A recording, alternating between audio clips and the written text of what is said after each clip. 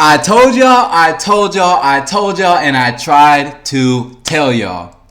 Just because Texas was not playing this weekend did not mean we were not going to get some incredible games. And man, when I told y'all Washington, Oregon was going to be the game of the year, let me tell you, it did not disappoint. We got North Carolina beating up on Miami, Notre Dame absolutely dismantling USC, and did Michael Penix stamp his way to New York? We got all that and more coming up for you today on the Mo Better Sports Show, so make sure you stick around. Alright, I just want to start this off by saying, if you are not a college football fan, I don't know what to tell you. There is no better sport in the entire world than college football. The passion, the rivalries, the enthusiasm from not only the players but the fans, the coaches, everything. There is no shortage of electricity when it comes to big college football games. Every week is season defining, essentially. You don't get these feelings, these atmospheres, the electricity, heart racing, the butterflies in your stomach, the edge of your seat for every second of the game. You don't get that feeling in pro sports, I promise you. This past Saturday, we were blessed with one of the absolute best football games I've seen in a very long time. Well, outside of the Red River rivalry, because last week was incredible. Of course, we always expect that one to be amazing. Washington, Oregon, one of the longest rivalries I think in college football. They've been playing since 1900, and Washington has a very commanding lead on this series, and they added to it on Saturday. But by no means was this an easy victory on either side. We had coaching mistakes, we had turnovers, we had goal line stands, we had big plays, we had NFL talent on display. We had everything. And then of course, we've got 70,000 fans screaming at the top of their lungs every single second of that football game. That game was absolute fireworks. I think that on a national level, there was a lot of discussion, maybe a lot of uncertainty about these two teams. Even though there was a loser in this game, I felt like that both programs came out on top. They put on a dazzling display of talent, a dazzling display of effort, and gave us one of the best games that we've seen in a very long time. Michael Penix came into this game already as a Heisman contender, officially stamped his leaderboard status in the Heisman race with an incredible performance. 22 of 37, 302 yards passing, 4 touchdowns in the air. Rome Odunze and Jalen Polk each showing why they are NFL talents. You can say all you want to about Bo Nix, but the fact that he left a fizzling program that was not developing him into the quarterback that he wanted to be, moved to somewhere like Eugene, Oregon with Dan Lanning and this aggressive Oregon team and Oregon philosophy that Dan Lanning has brought in, it has truly ignited and shone a light on a player who all he needed was the correct development to really showcase how excellent he can be in college football. That kid is a machine. He operates Oregon's offense with extreme efficiency and confidence, but almost single-handedly had Oregon in this game all the way into the very end. There were some major coaching mistakes, which we'll get into later. But right now, I want to focus on Washington. They came into this game as obviously one of the most prolific offenses in the country under head coach Kellen DeBoer. Michael Penix absolutely coming in and taking this program by storm. I knew Michael Penix was good. I've watched him when he was at Indiana. I knew he was injury prone, but I had seen some of the games he played, especially against teams like Ohio State and Michigan, where he would show up and show out every single time he was on the field. Like I said, 22 of 37, 302 yards. Rome Odunze, 8 catches for 128 yards and 2 touchdowns. Jalen Polk, also over 100 yards, 6 catches, 118 yards with a touchdown. In my opinion, probably one of the biggest factors in this game for Washington was Dylan Johnson. 20 rushes, 100 yards, and a touchdown. By my estimation, if my math is mathing, that's exactly on 5 yards a carry. That is enormous in games like this. Establishing the line of scrimmage, dominating at the line so you can open the field up downfield. I wouldn't say exactly that really either line of scrimmage was dominated by either team. Oregon has big men up front on that D-line. Washington has some giant humans up front on that O-line. And they were in an absolute all-out war all day long. With the game on the line, a minute and some change to play, down 29-33, Kellen DeBoer puts the ball in the hands of his best player in Michael Penix, gives him the complete confidence and trust on the field to go out there and win the game. And he did just that. He had an excellent and extremely clutch final drive to put Washington ahead 36-33.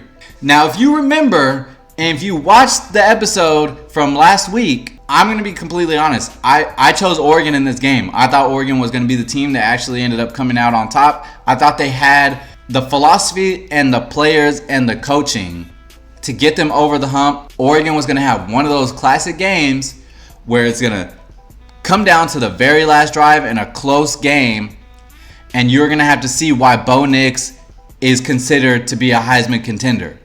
We're going to have to see him put the team on his shoulders, go down the field, and win the game. He did everything right. He got them down the field in a minute.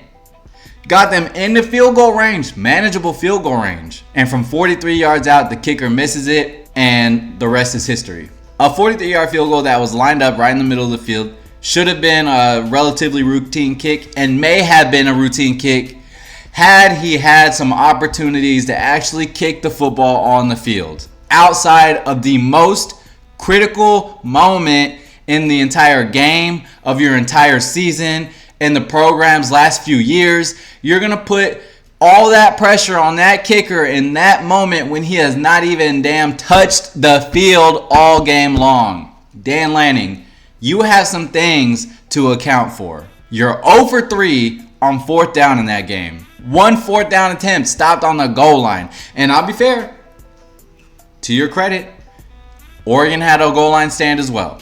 Both teams were playing their asses off, but Dan Lanning got outcoached.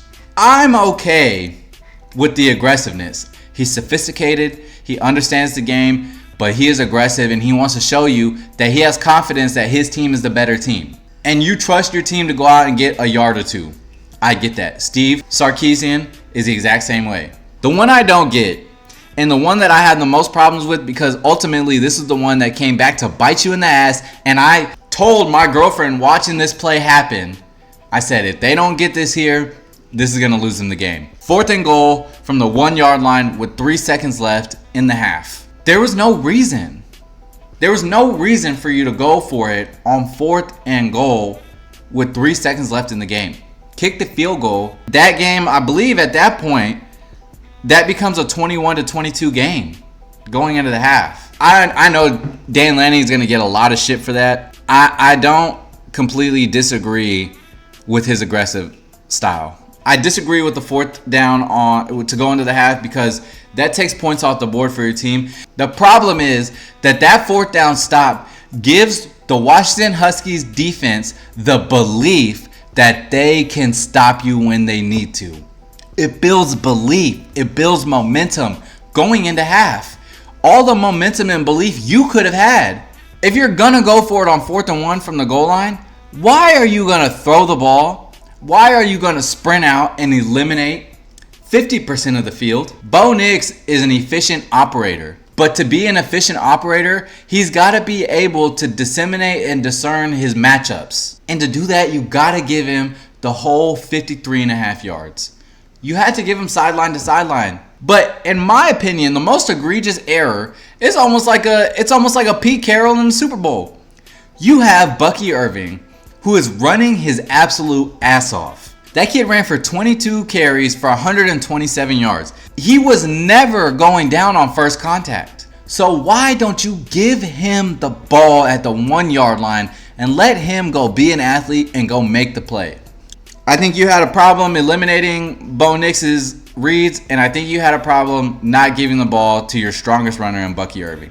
Take away all of those failed 4th down conversions, and Oregon was literally winning this game. Both teams played turnover and mistake-free football as far as traditional turnovers are concerned, but there were fourth down turnovers left and right from both teams. So both coaching staffs really were putting their team in a bind in short field situations, giving the opposing team. Hindsight's always going to be 20/20. Whatever you want to say about these coaching staffs, one thing you can't say is that these teams weren't prepared and that they were not playing their absolute hearts out. It was a thriller.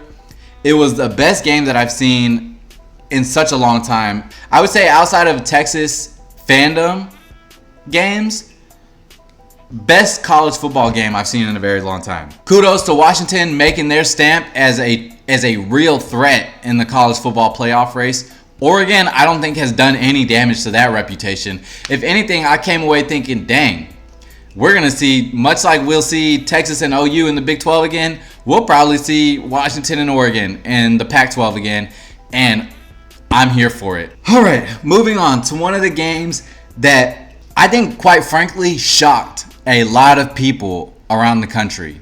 USC going into Big Ben, Notre Dame Stadium, and my goodness, was it absolutely ugly for Lincoln Riley, Caleb Williams, and that USC program.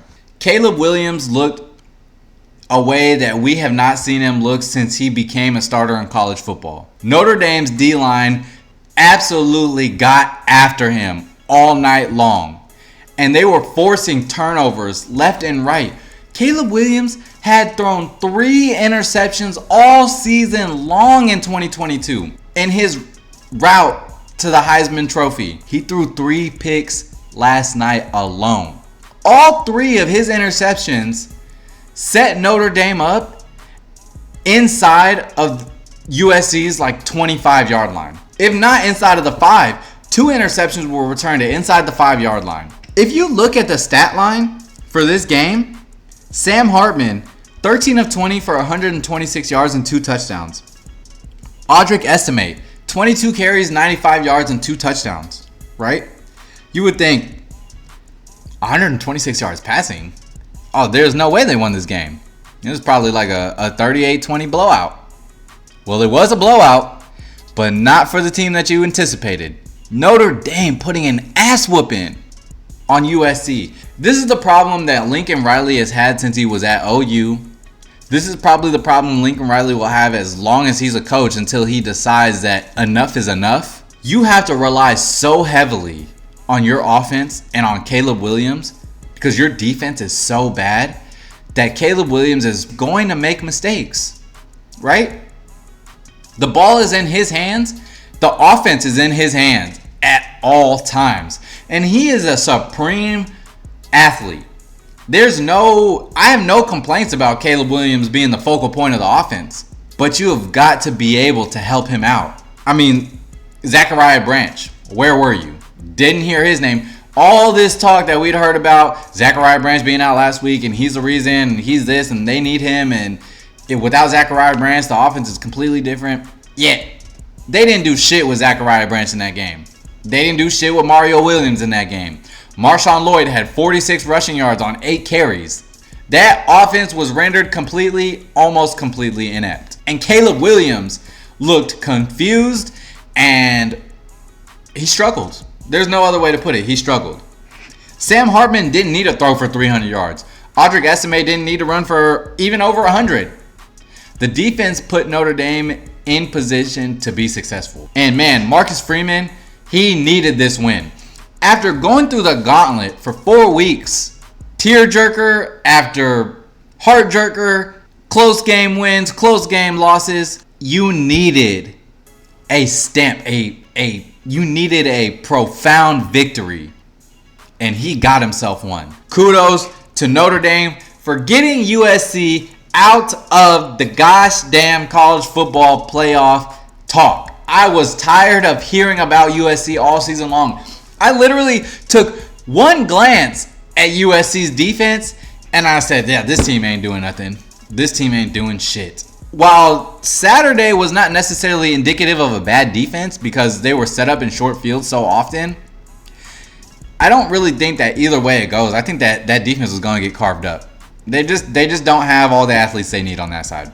And that's all there is to it. So I think this game kind of officially dropped Caleb Williams out of Heisman frontrunner contention. Not to say that he can't go on to have an incredible season and win it again, but he's going to have to do a whole hell of a lot if he wants to knock Michael Penix off of that front spot right now. Michael Penix is playing out of his fucking mind. So that was the first time that I've seen Caleb Williams look human. It's the first time that I've seen the USC offense look plain and look like they struggle to move the ball. Absolutely am I glad to get USC out of the discussion. Tired of hearing about them. Notre Dame, great win. You go to 6-2 on the season. You've already played 8 games, which is insane. That's tough. 8 games already. That's a lot of games being played. I told y'all last week, and I meant it. We're getting into that point of the season where O's have got to go. And they are going to go expeditiously. Starting with USC and Oregon. Got 2 O's off the board. The next O we got to go check on. Mac Brown and North Carolina. Goodness gracious, are y'all making yourselves a statement? North Carolina playing Miami absolutely put an ass whooping on that team. It was 41-31 was the final score, but by no means was the game that close. North Carolina's defense looked so good. That D-line harassed Tyler Van Dyke all night. For the first time this season, in my opinion, offensively and defensively, North Carolina looked like a complete and pretty scary unit. Drake May finds his new favorite target, Tez Walker. NCAA, man, y'all are atrocious. I hate y'all. I hate the NCAA. How are you going to keep this man, Tez Walker, 6 games in the season you're going to keep him out? Because he's a double transfer and he didn't play a single game in that COVID year? And what's scary is that he wasn't eligible for the first half of the season and Carolina still was 4-5-0. They get him back and he goes absolutely insane. Tez Walker in this game had 6 receptions for 132 yards and 3 scores. He is dynamite. Easily the most explosive player they have on offense. And he had to sit out for the first 5 weeks. This North Carolina team is going to get really, really scary. Not only did Drake May put up 273 yards and 4 touchdowns in this game. Hello, Omarion Hampton. 24 carries for 197 yards rushing.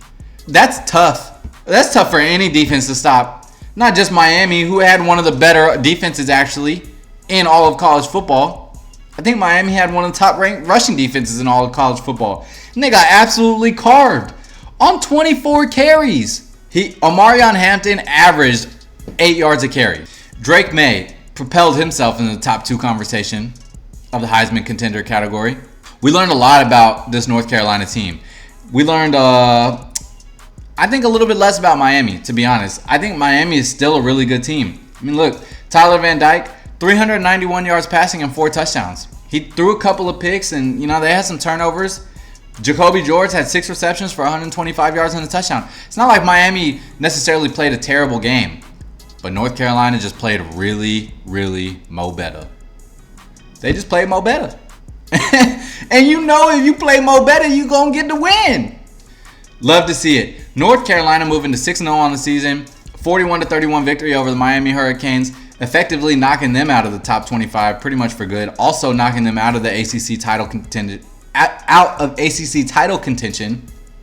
So now it's looking like you're probably going to see, by the looks of it at this point, we're going to get a North Carolina and Florida State ACC championship, and I'm all here for that. That's going to be fireworks. If Florida State can just keep doing what they're doing, North Carolina can build on this offensive juggernaut that they're building over there. And Coach Mac Brown, I love you, man. I'm so happy to see Coach Mac Brown doing what he's doing at North Carolina. His first love of a program was at UNC before coming to Texas, doing his thing there, and then back at UNC again. I'm glad that he's got this program on the right track because a lot of people didn't think he was going to be able to get him there. With that being said, North Carolina is going to move up. I believe they moved up in the top 10 in the rankings.